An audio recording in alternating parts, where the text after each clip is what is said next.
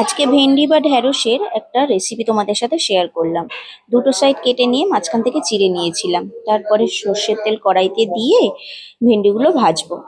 তার সাথে সাথে অল্প হলুদ আর অল্প নুন দিয়ে দিয়েছিলাম। হালকা ভাজা হয়ে যাওয়ার পরে ভেন্ডিগুলো তুলে রাখলাম।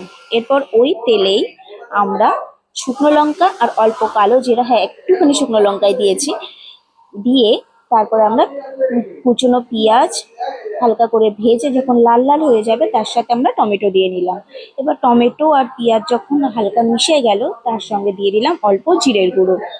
এরপরে মেশানোর পর আমরা অল্প করে হলুদ দিয়েছিলাম, কারণ হলুদ যেহেতু আগে একটু দেওয়া হয়ে গিয়েছিল। তো বেশ কিছুক্ষণ একটু লাল লাল হয়ে যাওয়ার পর তারপরে আমরা দিয়ে দিলাম ফ্যাটানো টক দই। এরপর আর কি টক দইটাও আমরা ভালো করে মিশিয়ে নিলাম। হালকা ফুটে যাওয়ার পরে, হ্যাঁ অল্প জল দিয়ে দিয়েছিলাম। হালকা ফুটে যাওয়ার পরে ভাজা ভেন্ডিগুলোকে আমি এই কড়াইয়ের মধ্যে দিয়ে দিলাম। তারপর আর কি নাড়ি আর নাড়ি, নাড়িং নাড়িং নাড়িং করতে করতে যখন জলটা একদম কমে গেল তখন আমি দিয়ে দিলাম, এরপরে কি বলতো, এরপরে আমরা দিয়ে দিলাম সর্ষে, আলাদা করে সর্ষের গুঁড়ো যেটা থাকে সেটা আমি গরম জলে ভিজিয়ে রেখেছিলাম, তো সেটাই দিয়ে দিলাম। দিয়ে বেশ কিছুক্ষণ হালকা আছে নাড়াচ্ছিলাম। কিছুক্ষণ রেখে দেওয়ার পরে দেখবে একদম হালকা আছে আমি দিয়েছি।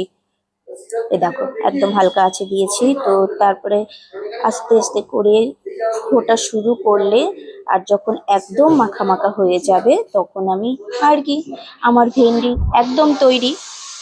এরপরে আমি নাড়িয়ে নেব হালকা করে, তারপরে সার্ভ করব।